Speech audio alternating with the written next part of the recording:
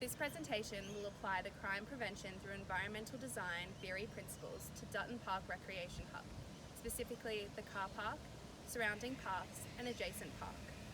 Through applying these principles, an overview of the relevant factors impacting criminal and antisocial behaviour will be discussed. The location is very well maintained, with the gardens and lawns nicely kept. There are several signs establishing ownership of the space and setting clear rules. The transition between private and public property is clearly defined through utilising fencing, signs and roads around the perimeter. However, some aspects encourage criminality in this area.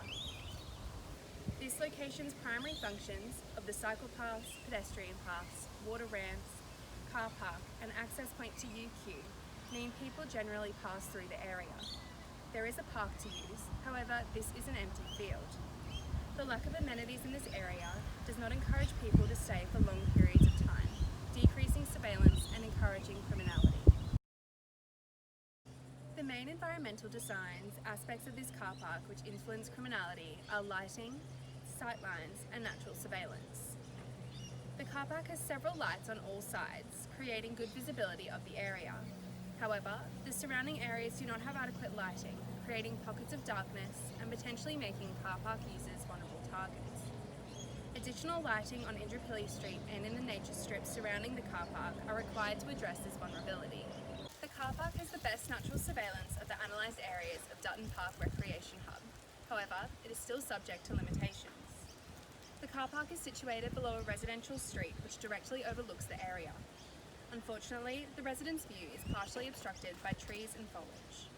Furthermore, the natural gradient of the land negatively impedes individuals' sightlines from within the car park looking outwards. As the natural landscape cannot be changed, a viable option to improve sightlines would be to remove vegetation. Parked cars also obstruct people's sightlines, within and outside of the car park, whilst creating potential hiding spots for offenders. As parking is the primary function of the site, it is unreasonable and unrealistic to remove the cars. Additional surveillance measures such as manned CCTV cameras and accompanying signage is necessary to increase safety of the area. Leading from the car park are two clearly defined pathways, dictating movement throughout the park to the nearby bus stop. These paths raise several concerns. The lighting in place on these paths is inconsistent and at times ineffective. The predominant path, the one closest to the road, has frequent and consistent lighting, creating a well-lit path. Given its location, the path also has better natural surveillance. However, foliage does obscure pedestrian sightline and lighting at times.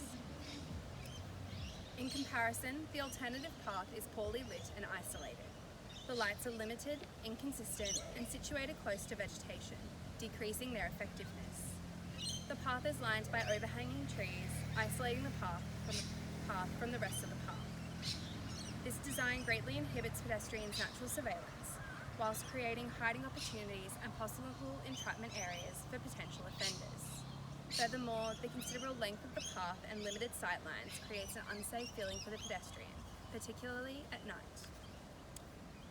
Currently, the predominant path provides the safest route, enhancing the predictability of an individual's movements. This can be inferred by potential attackers and leaves pedestrians more vulnerable. To improve the quality of sightlines and lighting, both pathways would benefit from the removal of vegetation. However, the less predominant path requires more consistent lighting on both sides. The installation of CCTV cameras, emergency phones and relevant signage would also increase pedestrians' sense of security. The park itself consists of a large barren field. There are two floodlights located on one side of the park which sufficiently illuminate only half of the field. Depending on which side the individual is located would influence their visibility and natural surveillance of the area. Due to dense vegetation and a building located on the outskirts of the park, an individual's sightlines on the areas outside the field are greatly inhibited. Fencing and railings surrounding the building also create potential entrapment locations for offenders. Installing consistent lighting, lessening vegetation, and removing unnecessary railings and fences would increase the safety in this area. Dutton Park Recreation Hub feels secure during the day, but unsafe at night. Through implementing the CPTED measures of unobstructed sightlines, additional lighting, mechanical surveillance, and increasing natural surveillance, would decrease levels of criminality in this location.